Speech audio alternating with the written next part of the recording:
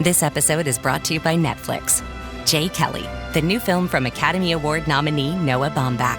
George Clooney stars as an actor confronting his past and present on a journey of self-discovery, alongside Adam Sandler as his devoted manager. Critics are calling it a declaration of love to the chaotic art of filmmaking, with the Wall Street Journal praising it as a transcendent comedy drama. Watch Jay Kelly December 5th, only on Netflix.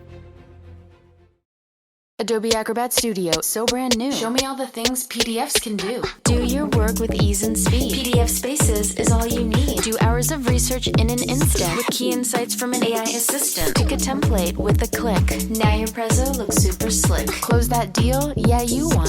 Do that, doing that, did that, done. Now you can do that with Acrobat. Now you can do that with the all-new Acrobat. It's time to do your best work with the all-new Adobe Acrobat Studio. 10 years from today, Lisa Schneider will trade in her office job to become the leader of a pack of dogs. As the owner of her own dog rescue, that is. A second act made possible by the reskilling courses Lisa's taking now with AARP to help make sure her income lives as long as she does. And she can finally run with the big dogs and the small dogs who just think they're big dogs. That's why the younger you are, the more you need AARP. Learn more at aarp.org/skills. Tonight on Mieri, we both laugh and cry at some of the rumours coming out of Welsh rugby. Try and estimate how many tackles Lewis Lloyd can make in a full 80 minutes, and ponder about how we'll go about European rugby this season. Stay tuned.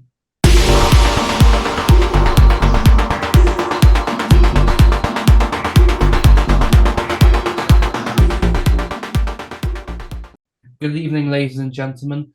We're back with Yari this week. I'm joined by Jack and Josh, back from their illnesses of being shit lads. How you boys doing? It's not my best intro I've ever had, but yeah.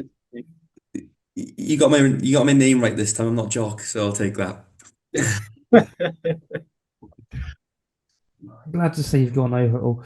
Well, speed run into some news this week. Probably the biggest piece coming out today that Ospreys have announced a new partnership with Neath. The Ospreys are excited that their age game teams will play all their home fixtures at the Knoll for the 25-26 season, with the Ospreys hooker Sam Parry joining their coaching team. I think it's really nice to see that the Ospreys and Neath have a partnership again, especially based off sort of last year when there were statements coming out in the back and night about everything going on. I think it's nice to see a repaired relationship, don't you, Jack? Yeah, it's good to see. It's obviously Neath are a big club, good history, and it's in kind of it's a Ospreys heartland. So it's good to see that there seems to be still a relationship there between the region and one of Wales's most kind of storied clubs, so to speak. As a Aberavon watcher, I couldn't really care less though. So it's a little bit mean. They might get someone on Fiverr to come do this one. I think it's good news for everyone involved. I think Ospreys have also announced that their academy players will be allocated to Neath throughout the season just to get some game time. I think it's nice. It's nice to see us going back to community a bit and involving a club that's been, many would say, long forgotten about. In other news this week, Swansea head coach Jonathan Thomas has had to step down from his head coach role due to health concerns, which is really quite sad, to be honest. He's been doing quite a good job, got an excellent result over the weekend, Cardiff away. It's a shame because Swansea have been looking pretty good this season. We wish all the best to Jonathan himself. There's been no further news about Swansea finding a replacement at this point in time. Not that I could say anything. No. That's it for news this week, which is sort of disappointingly short. But instead, there's been countless rumours on Twitter. And I mean countless. I think if I went through it, I'd be able to find about 50 that are from various Welsh rugby accounts. So we're going to start this new section.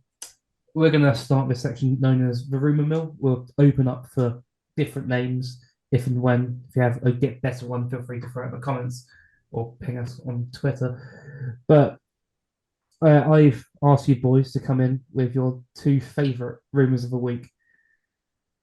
Josh, what was your favorite rumor that you heard this week?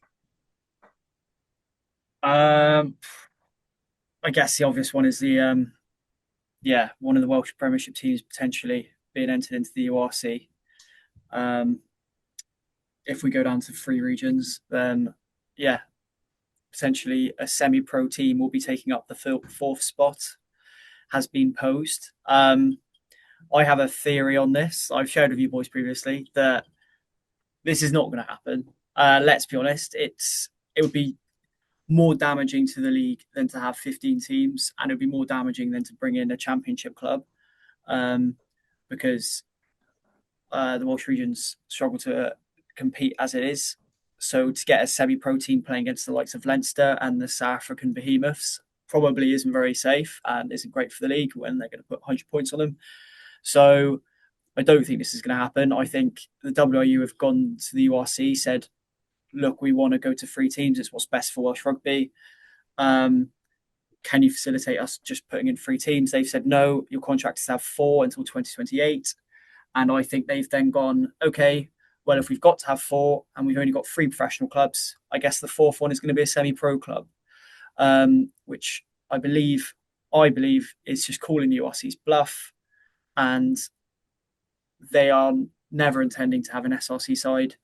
I think the URC will turn around and say, okay, right, okay, you've only got three professional teams now. We're going to have to find either another team or we're going to have to just go with 15 teams. Um, but that's my theory on it. It's strange. I think is a way to put it. I don't imagine. I imagine the team being put through maybe being RGC. I think that's the one that's being touted by everyone on Twitter, but I don't see how it would ever work logistically, economically, for anyone, any of the teams who wants. How are you going to convince the Stormers to travel up to RGC away to It's play not, a semi-pro side? It's a waste of yeah. time. That's the biggest thing, isn't it? Semi-professional players playing against professional players. Not only is it something that like isn't particularly going to make for a fantastic spectacle. I mean, obviously, initially, you know, it'll give you those kind of feeling like when half the Cardiff squad was stuck out in South Africa and they played Harlequins and um, Toulon, Lose or to Toulouse lose, was it? full strength to lose. You know, it's a bit of it's fun initially to see, all those players get drafted in and get their chance to play, but week in, week out, having to, ply your trade and or do whatever it is you're doing, and then go and have, you know, Eben Etzebeth stick a thumb in your eye. Like, it's not exactly something you'd be looking forward to, is it? So, I think it's not got any truth to it, is it? Like, surely not. Surely not. But there you go. It's a But non-starter. it's a non-starter. Uh, Obviously, there's rumours coming out over a weekend that the WRU would pay another club basically to be the fourth Welsh team in the URC, whether it be a Worcester, which was branded about a little bit, and the Ealing, I heard around somewhere. After Dave Redden said effectively as much after the game on Saturday. But it's just, I don't see a semi pro team happening. And if it does happen, I think there'll be bigger issues at hand. Any capacity. I don't think anyone, it's not like many people take the URC that seriously anyway. So, either way, let's move on to our second rumour of the week. Jack, what was your favourite rumour coming All out right. this week? So the obvious one to go for would be the four people who have offered to buy Cardiff Rugby, one of which being Y11, but that's just been like, if you think about all the people that have been linked to buying Cardiff, Cardiff Rugby. First, it was a Hollywood kind of a group of Hollywood actors were going to make a video out of it, and then Y11 have been touted for ages. I'm not sure how much truth is in that, and they kind of refused to respond. My personal favorite comes from South African rugby, Twitter, which is fantastic, and the idea that Alex Mann seemed to have grown a second thumb on his right hand, being put out there by people like Brian Habana, of all people. So yeah, I've got to go with that one. The second thumb that Alex Mann has grown on his right arm, definitely making the rounds. And all I've got to say on this is right is that it's insane. It's like, oh, he gouged him first, therefore his gouging is fine. It's like, well, no, like it's not really how the world works. Like, if they have both gouged each other, it's shite and it shouldn't happen. But yeah, like that whole like blurry image of a supposed thumb on the floor of in South African Twitter world, rugby Twitter world has made me laugh this week, and people's like collective meltdown over it in a bid to defend the indefensible. That would be my rumor of the week. There we go. Yeah, I agree. Anyone who gouges deserves a big ban. But yeah, it's also one of the reasons why I actually really like Alex Mann as a player because he gets under people's skins, and I think he does get those sort of reactions. But yeah, anyone who's played rugby, gouging's one of the worst things you can do. Trying to, you're potentially blinding someone. Um, so yeah, if Alex Mann did gouge Expeth first, then I hope he gets a lengthy ban as well. But yeah, I hope he gets his just punishment. I think it's worth mentioning that Alex Mann has not been cited at all. I think the only evidence that anyone's seemed to show is either an extra thumb added onto his right hand and about 6 pixels in worth of the whole image. Yeah. I think I could count like the pixels themselves to the point where it's like, is this conclusive proof of anything? Where his hand sort of goes here and not much else. It's if I speak too much, I think I'll be in big trouble. But it's very South African rugby Twitter. Yeah. It's very South African rugby Twitter. I dare not look at Facebook because I cannot imagine it's any better.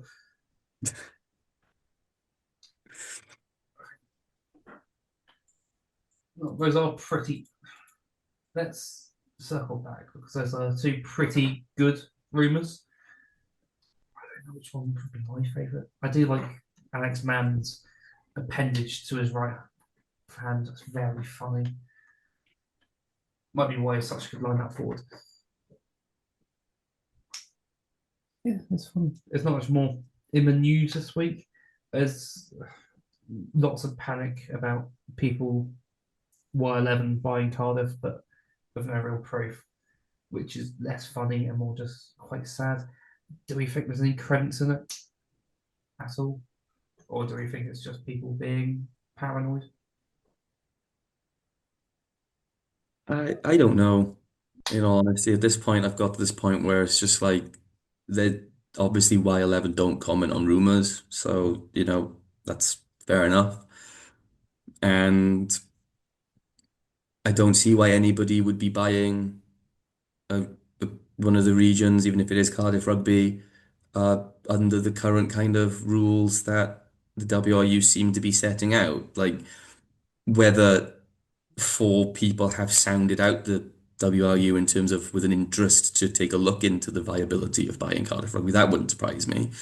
But and one of them being Y11, wouldn't surprise me either to an extent. I mean, it's not, you know, I wouldn't say it's a terrible, Cardiff Rugby's not a terrible buy, so to speak, as a team, but given its location and so on. But with all the, you know, all the kind of what's the word I'm looking for? all the rules and kind of things that the WRU are coming out with that you have to be the owners of a club and what they want from people. I'd be surprised if anybody is actually willing to make a serious offer at all. So yeah, until someone has it, what's the point of talking about it? That kind of thing. Yeah, it's, if, I do get it from the Ospreys and Y11's standpoint in terms of if they were to respond to every rumour in Welsh rugby, they would never do anything else. Um, but then I can see why Y11 would be interested in Cardiff. It's obviously as an Ospreys fan, if that was to happen, you'd be gutted. You're losing your team, but from the WRU's perspective, it's an easy way to get down to three. So if they did make a bid, you could see why that would be the one they'd lean towards. And from Y11's perspective, I get that it would give them less control over the rugby playing side of the business, but I don't know how much control they currently have over the rugby playing side of the business at Ospreys anyway. I don't know how much input they've really put into signings and things like that. Whereas the Dragons, for example, their owners seem to really want to get involved in the rugby playing side of the business, which is why they kind of kicked off. They seemed apparently kicked off with the meeting with the WRU. So yeah, do they think they'll get a better return on their investment? Because at the end of the day, they're business people first. If they were to acquire Cardiff, potentially, and the WRU could give them more favourable terms on the purchase, given that it would mean closing down the Ospreys and making that process a bit easier and a bit more cost effective for the WRU. I don't know. It's impossible because you haven't heard anything concrete from any decent sources. It's all rugby, Welsh rugby Twitter. Um, so yeah, it's impossible to know, but there's often no smoke without fire. And it's like when we were going to merge with Scarlets, and apparently that was a done deal. And then from the process of Foxy and Ken Owens walking from the training base down to this meeting room, that was off. So anything can happen. And yeah, it's best not to worry too much about things you can't control anyway. I think it's naturally upsetting. Mind you, I don't know how much control they're going to get if they were to stay on, even at the Ospreys, as the WRU is pushing for more control. And it's come out that the WRU asking the players to be released between now and the Six Nations to get them up to speed, which, while I get, is also extremely unhelpful to the regions who are trying to play in this European bloc. Coming European bloc, and I imagine some of them will try and target it, especially sort of Scarlets given their dodgy start to the season. Doing well in the Champions Cup could be a real turnaround. It would be a shame if we had to release our best players effectively to go train with Wales. Yeah, I did see like the other side of that was Tandy coming out and saying that they have already gone back into the region since Wales broke up, and they're going to spend a lot more time in the regions, which I think is brilliant, which is something that I don't think we necessarily had over a previous regime. So if they are looking to work closely with the players and in between, international cycles, then I think that's great. But yeah, I don't know how they're going to organise getting a Welsh squad together based off everyone's different training weeks, because let's say you're running systems, you're running line out scrums, backs moves. You can't afford to be missing your Welsh internationals for doing those things from an Ospreys perspective. Whereas skills sessions and fitness blocks, you could potentially let them go to Wales for a training day. But yeah, we'll see. We'll see what comes out of that. I'm unsure that the clubs would agree to it, but we will see at this point. I'm not sure about anything that's going on. Something I'm sure about is that the Ospreys played on Saturday afternoon, right after Wales got spanked 73-0. We went away to Edinburgh and managed to get a bonus point away from home. Maybe not a vintage performance, but something to be proud of nonetheless, Jack. And who's your standout from that performance, Jack? It's got to be Lewis Lloyd with 24 tackles completed, played in the back row as a hooker. Thought he epitomized, a group of players, properly playing for each other and fighting for each other under, conditions that as a team are less than ideal with a lot of your team missing. So yeah, for me it would be Lewis Lloyd. I think that Boshoff back in had a really, really good game as well, really tidy. Max Nagy was really secure under the high ball, which is good to see. But yeah, for me, it would be Lewis Lloyd's performance uh, in the back row there. I thought was really, really, really, really good, and the performance was very good as well. To be fair, it's just frustrating, isn't it, that you feel like if a few of the players that were not available to us had been available to us, then there's a chance you could go to Edinburgh and get a result, which would be a big thing. But yeah, all in all, I think there's a lot to be. I wouldn't say happy, but a lot to kind of praise the players for in that defeat. How good is Cockney by the way? Like, it, great feet, great hands, like everything about it. It just looks like classy. Every time I watch him, I just think he looks like a really, really good player. Changes the point of, contact close to the line and so on, just with little foot movements and footwork. Yeah, I think he's a brilliant player. I'm hoping somewhere there's a granny's at a Welsh cake or spent the weekend in Neath or something like that. I don't know, but we'll see. Yeah, he's one of those players that I feel like no matter who he plays with as a centre party, he makes them look good. He brings the best out of the players around him. He's got, as you say, he's got great footwork, really soft hands. He attracts defenders because he can carry. Um, yeah, I think he's exactly the signing that probably Toby Booth knew he was making, but we didn't necessarily, injuries enforced, see the best of him last year. Um, but suddenly you've gone from, oh, we know we're low on centres to, Owen Watkins going to be back soon. Kieran Williams going to be back. You've got Singer. I thought Boshoff was superb, as you said. He was in the Opta Team of the Week this week across all leagues in Europe. So, you're suddenly looking at those four and you're going, yeah, those are really, really tidy centres. And then you've got Florence coming through as well, I know. Um, but yeah, I agree with you. Lewis Lloyd was, I thought, unbelievable. Playing in the back row. Um, there was a period of time where when you just stop and you just watch one player for a bit just to see what he does. And I've done it with a few of the Welsh players, and I was a bit disappointed with what I saw when I watched them for a bit. But Lewis Lloyd was flying off the line, smashing people, getting back in the defensive line, flying back up, making another shot. And the amount of times he was making multiple tackles in phases of play, yeah, I thought he filled in really well. And also another one for me is Gwilym Evans, who I think it was his first start. I think he came off the bench in his last game, and it was his first start.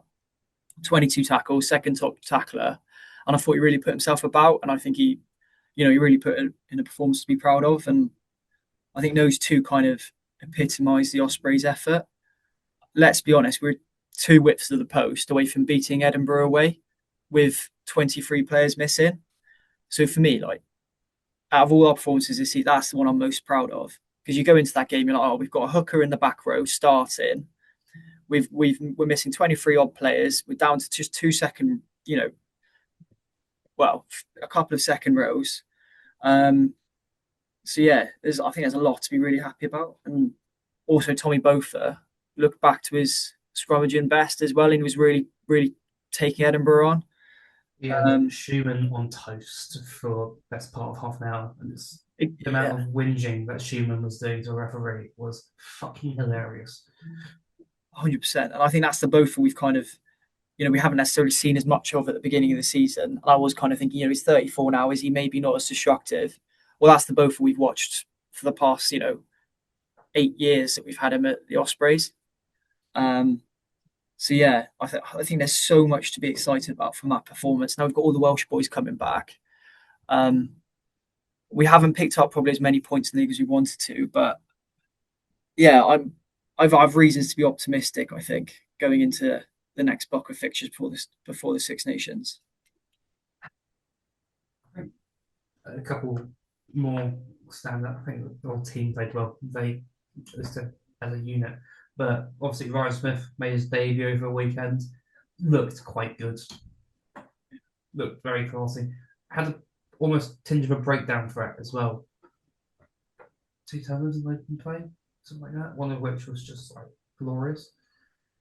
Properly kept our scrubbing line up moving. And Cam Jones, starring a loose head, looked proper player in there. Absolutely massive loose head. And I'm very excited to see where he goes. It's a very good performance. What I do want to discuss is, are we only capable of scoring good tries this season? Was Obviously, yeah. Well, we started off the game really well. I think I'd say, and then we kicked the corner on our first sort of stint of possession, and we managed to somehow not score the maul try just by Sam Harry going over the line. At which point you're thinking, this might be one of those days. And then 10 minutes later, we saw a screamer from 80 meters out. I think Luke Davis's Lucky Nice try of Arnie Bosch offloading out the back of his hand on the floor. Incasente mugging people off. I don't understand. I mean, I'm very happy that this happened, but when we were previewing this was last week, we said this is going to be a turgid affair. How did this happen? How did it turn out to be? We're just playing some of the best rugby in Wales. To watch Yeah, this. the Mark Jones effect, isn't it? Gone from a team that was could only score tries from scrums and mauls and sticking at the jumper to playing expansive running rugby. I think it's good to see this evolution in the attack, and I mean, hopefully when we get the second rows back and so on, then we can also score those tries from the set piece and from the maul. So yeah, I definitely think that over the last like few months, coming up to a year now, isn't it? Mark Jones took charge. You can see this evolution in the backs play and the play that and the way that the Ospreys play in terms of like being slightly more expansive as a team. And it's really entertaining. It's really fun to watch. It's just hopefully we get that kind of bit of grit back as well, and then kind of we've got multiple weapons to score with. We scored a few maul tries, didn't they, at the start of the year as well. So yeah, it's all in all, I think it's really really positive. Um, when you watch us play, I think it's yeah, some really good rugby being played. I'm just going to leave it with, what's the worst try we scored this season? Least aesthetically pleasing. I don't think it's any we scored in South Africa because they were all quite good. Yeah. See, I've got a terrible rugby memory for like individual memories. Like it's just for me, like sometimes the Ospreys just feels like one big blur. Um, I have to like try to like cognitively like think of the last game. Oh, what happened? Oh yeah, okay, yeah. I like that you've admitted that because I'm sitting here thinking, how can I say like every try we score is beautiful? Don't be ridiculous now.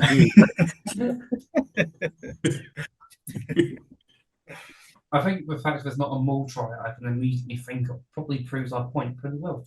I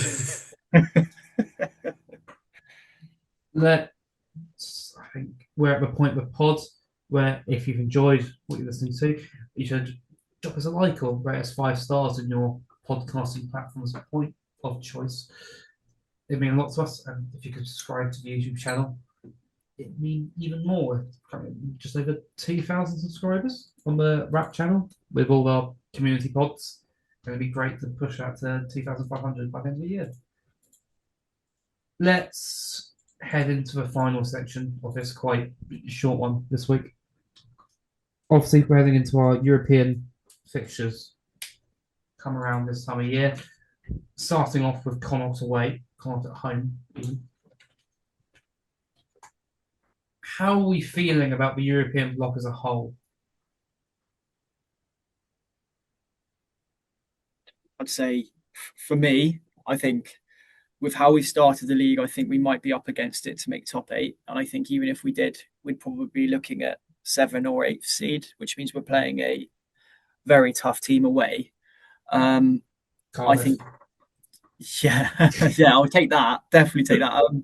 Yeah, I think for me, this is a competition we can target. We've been so unlucky. I know, was it Leon last year? It was very tight. Year before, we felt quite unlucky as well.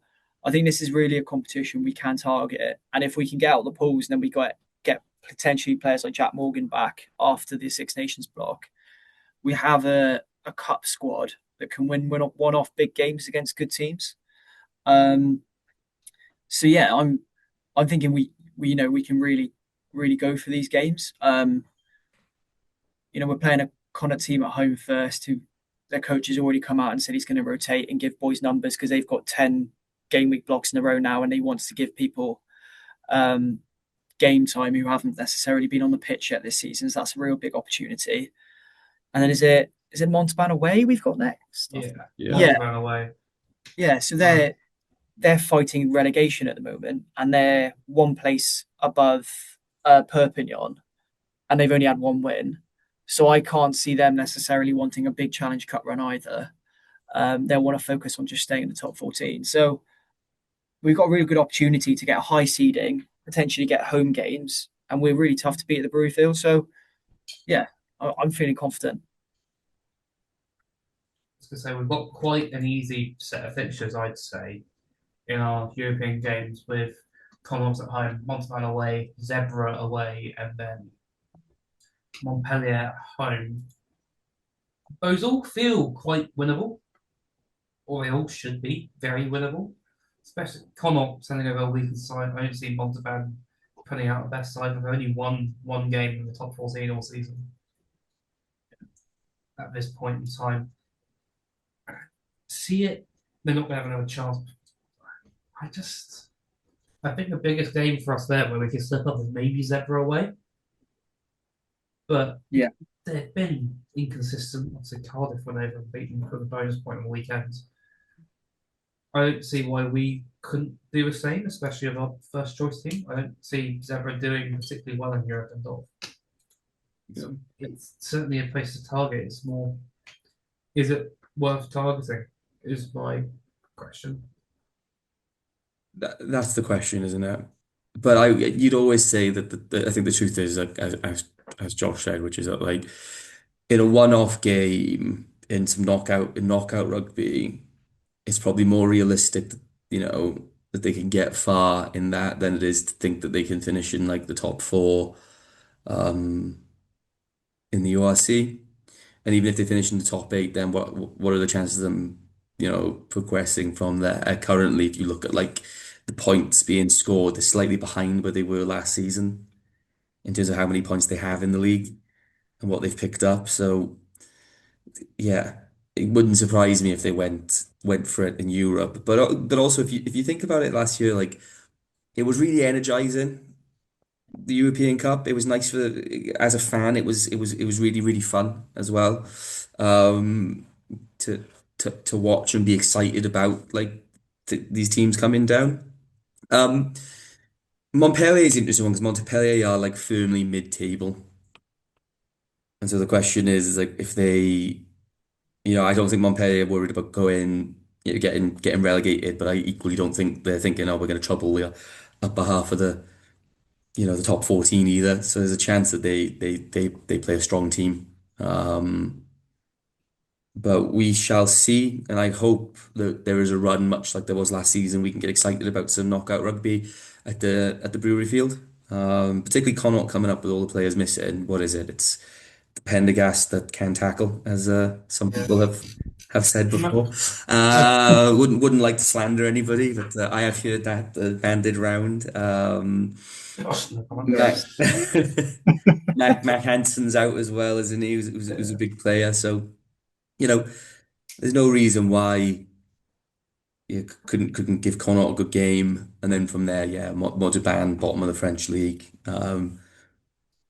Zebra, I think Zebra have been fairly. I thought Zebra looked really, really, really, really good at the start of the season. I was like, oh, they look like a bit of a team, and now I'm like, oh wait, maybe I was wrong. Pretty much just But the effect of being beaten by Cardiff. Yeah, yeah, maybe that's it. Maybe I'm not giving Cardiff enough credit. I'm not giving Cardiff any credit. But yeah, it would be great to see a good cup run and just to go for it because I think that that is something that is exciting and it's fun and I think there's more of a chance, weirdly, of winning, a European Cup than there is of winning the URC at the end of the day because eventually you're probably gonna have to play Leinster and they can just do no arms tackles now, all they like. So there we go. There'll be no winning that. Yeah, it's difficult because I'm just looking at like our next few games, and obviously we got Connacht Sunday, and then a 6 day turnaround to Montauban away, and then obviously we got the Munster game pre Christmas, Scarlet's Boxing Day, Cardiff New Year's Day, and then obviously like the next two European games. You know, how much rotation are you guys expecting over the next 2 days? Do you expect the Welsh boys to play in Europe? What do you guys think? I think a few of them will. I think Dan Edwards needs to play after the South Africa game. Just get it out of his head and get like move on. Come up this week, go out. They put a week inside to go put 40 points in them. Is And he? that should be his sort of mentality. It's just and managing him as a 10. But I imagine some of the bigger boys, sort of like Gartom, will get a week off. I think Dewey's on holiday, a well deserved one at that. So I don't think he'll be particularly involved in the next 2 weeks. It's not like we're looking bad at hooker at the moment. So Sam Parry's back. Evan Daniel looked pretty good off the bench. Lewis Lloyd is obviously in amazing form. So it's more how do we manage the big players who didn't get much game time coming back in? Yeah, James Ratty's, Reece Davis's. They've sort of Yeah. been holding tackle bags for the last 4 weeks. Played South Africa, got battered, now have to come back and play URC. Yeah. I think they probably go back in, don't they? I think particularly in the second row, don't you know? Um, I think the second rows come back in. Deevesy probably comes back in as well. I'd say. Yeah, Um, and nine. So would you put Hardy and Ruben back in, or would you leave them? I'd give Ruben some game time. I'd let Hardy have a breather. yeah, Just he wasn't fully fit for going out of Wales, so giving him some time off, and then I sort of want to keep some players safe for the 6 day turnaround Yeah, away to Montauban. I don't think we want to go out to Montauban on a 6 day turnaround with all our players looking gassed already. yeah, fair. you know what is disappointing about Europe at the moment, though, and I don't know what you guys think about this. It's just the timing of the matches, all around Christmas and New Year.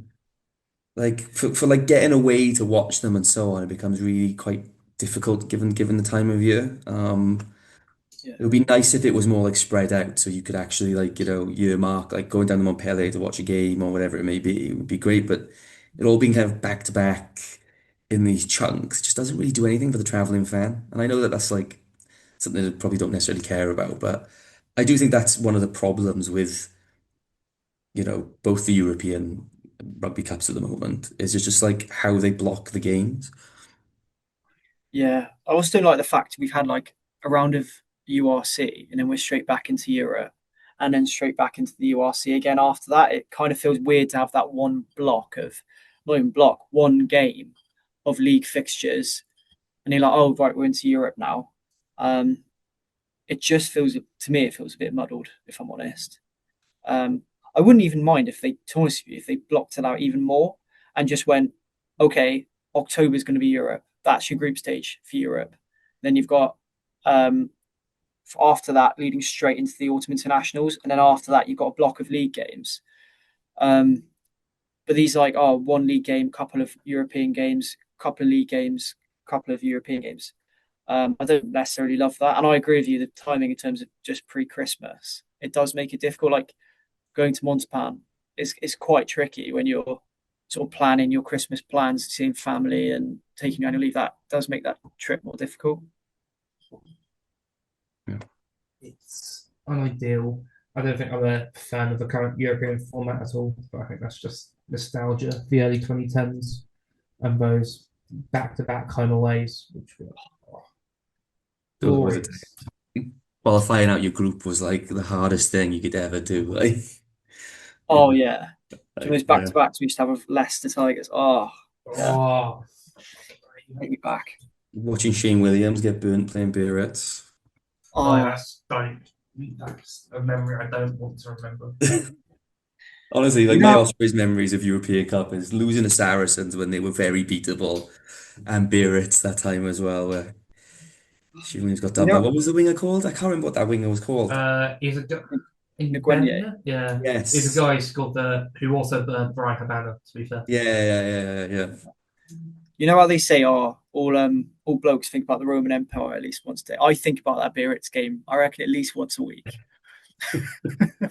Lives in my head rent free. I, the game that constantly gets stuck for me has to be Saracens away a couple of years ago, where we gave them a really good game for 60 minutes, and then Reece Webb did the most Reece Webb thing I've ever seen, and take the quick. Was that when Sam Cross did his shoulder or something and they filmed him taking like the gas and air on the sideline? Was that the one? It could have been. To I be don't fair. think. I just remember it as Ethan Roots sort of putting his hand up and coming and just smashing people. I think Nick's Yeah, had a blinder. yeah, I think that is the game where they caught Sam Cross on camera, just like looking out of this world on gas and Well, air. we do not, as a pod, we don't recommend taking any drugs outside your prescriptions. But morphine can be quite nice for those in quite a lot of pain. With the exception of morphine. Yeah, back onto rugby matters. One other thing I was going to ask you lads is obviously Swansea beat Cardiff, Swansea RFC, and Lewis Edwards, the fullback's looking unbelievably sharp. Like he looks like a potential future international. Yeah. Would you reward him for his SRC performances and give him a run in playing for the Ospreys in the next couple of European games, or would you let him stay in the SRC? I'd be when during the Six Nations, when we've got some players coming in and out, if and when Dan Edwards gets called up, I could see him getting a couple games in. Okay, yeah, Jack Walsh at 10 to sort of help him along, and then you always have McNally still. The issue is we're sort of stacked at fullback a little bit. yeah, that's the problem. So it's just where getting him in would be difficult. Yeah. Like it was great. He looked great over the weekend. If you haven't watched the game, I think it's up on S4C's YouTube channel still. He's a big boy, and there's not many of them floating around Welsh rugby, and he's a big back. Yeah, He looks big he looks big. The Ospreys website says he's about 100 kilos and he's 6'4". Like, I think starting to bring him into the fold and give him experience, why not? He's only what 19 as well. Yeah, yeah. That's the thing though. He is quite young, but at the end of the day, like George North was young when he came in. I'm not saying they're the same player, but like it's one of those where at the moment there's a lot of kind of talk of, oh well, this player's young, that player's young, they're not looking big enough, whatever it may be. Because of the way that Wales have brought players in, because of the way the squads are, the URC squads are as well. Because I think, I think everyone can agree that there are players getting experience and being thrown in the deep end that might not necessarily have been having these experiences yet if the squads were, deeper and so on. But that doesn't mean that some players aren't good enough. And if you are playing and tearing up that level of rugby, then you are earning the right to put your hand up and have a go. At least being on the bench and getting some minutes here and there just to see how he goes because he is a big boy and he is looking really, really sharp. Um, Playing for Swansea at the moment. So yeah, I don't see why not, you know. yeah. I'm with you. I think I'd love to see him even on the bench and getting a bit of game time because I thought Nagy was actually really good against Edinburgh, and I think Walsh has been obviously incredible when he's been a fullback for us. But yeah, I just worried like talents like that, 6'4", as you say, massive unit, skillful as well, really good in the air. I just I want to see players like that developed. He has a high ceiling, um, And yeah, it's the Toby Booth thing where it's little tasters of professional rugby, not just throwing them in, willy nilly. But yeah, I'd like to see him personally on the bench in the European games, and also I think it sets a good precedent because the SRC is meant to be a development league, and if boys get put in the SRC and they're like, oh well, no one's even really watching, really, none of the management. Even if I have a great game, I'm not going to get a game for the Ospreys. Whereas I think if you reward someone for playing well in the SRC, players will turn around and go, okay, if I play well for my club, then I might get an opportunity. So yeah, I'd like to see him. Yeah, I'd like to see him given a bit of game time.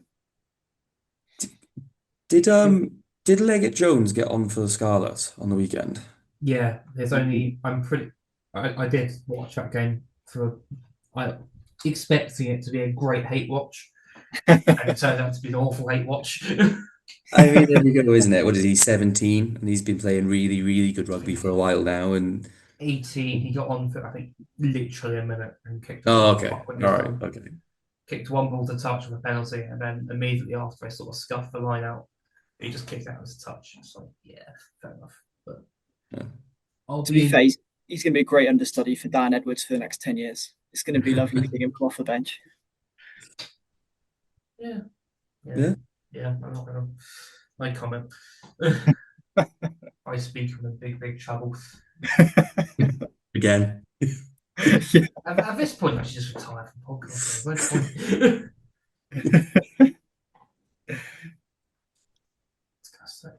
Let's round out the pod then with some score predictions. Connacht at home. Something funny. Score. Josh, do you want to start us off? Okay. I'll come back to something funny. In terms of the score, I think Ospreys by 20. I think we're gonna put on a bit of a show at the Buryfield, and I think a few of our Welsh boys will come back in. I think Cornet will rotate, and I think we'll get a handy win against them. Yeah, something funny. I mean, if Nick's at the game, I feel like a ball will head in his direction. I don't know if Nick is at this game, to be fair, but if he is, I hope I hope he catches one of Dan Edwards' kicks. But I hope he's holding a beer and it goes everywhere. So there we go. I thought that would be quite funny. Jack?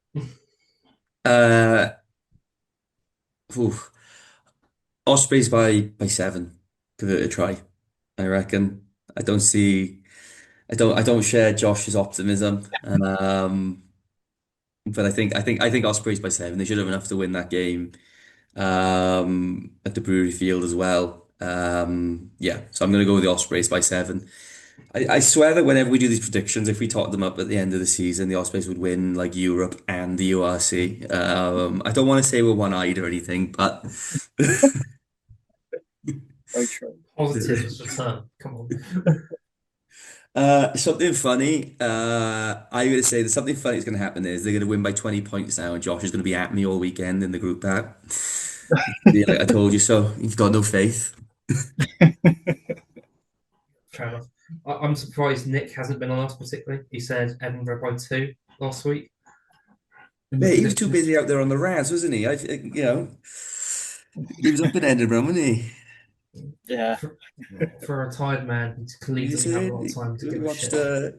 Watched Wales in the pub, and then down to the stadium, watch Ospreys. There's some life in there. There's some life. I don't know. Watching Wales in the pub was not a particularly pleasant experience.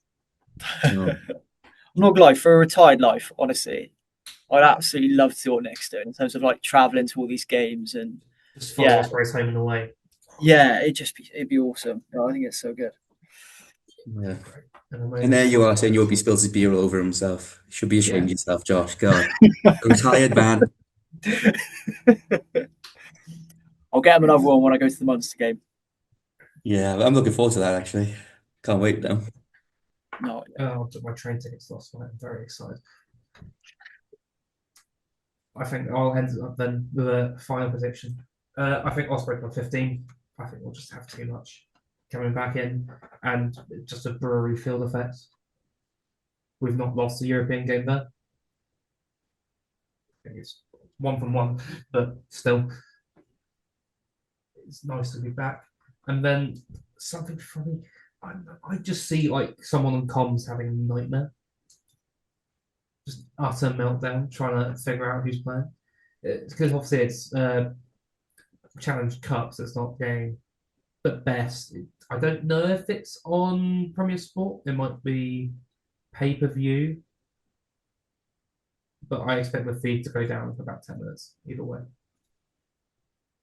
And during that time, Connacht will score 2 tries or something. Just for Sod's sake. It'd be very funny to then shout at Premier Sport. I think that's all there is for this week, gents. There's nothing big I'm missing. There were some community results this week. We'll pile them in back tomorrow or next week when rugby starts up again properly. And we have someone who can pronounce the Welsh names properly. Hopefully, we're on back in my folds. But until then, thank you boys for joining me. It's been a pleasure. And we'll chat you next week. Yeah. No star.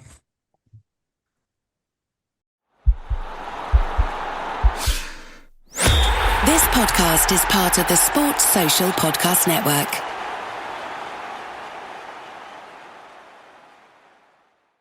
Find the biggest voices in sports on the Sports Social Podcast Network. Like the late-breaking F1 podcast hosted by Ben Hocking, Harry Eade and Sam Sage.